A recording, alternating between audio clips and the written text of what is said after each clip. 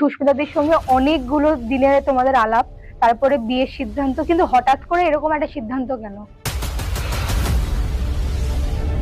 মা এবং সুস্মিতাদি দুজনের মধ্যে কি কোনো রকম কোনো দ্বন্দ্ব ছিল? যে এক হাতে কখনোই তালি বাজে না। আচ্ছা, এরকম একটা নিউজ যখন তুমি আপলোড করলে ফেসবুকে, সেটা সুস্মিতাদির জন্মদিনের দিনই কেন?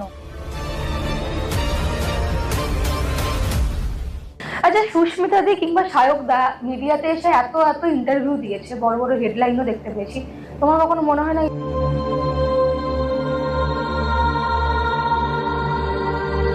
তুমি সেলিব্রিটি ভাইয়ের দাদা হবে, সেলিব্রিটি বউয়ের বর হবে, তুমি এগুলো ফেস করবে না? এটা তো হতে পারে না। এক্সপেক্ট করি একটু মায়ের মতন যদি সবাইকে নিয়ে চলতে পারে, মায়ের মতন যদি একটু হয়,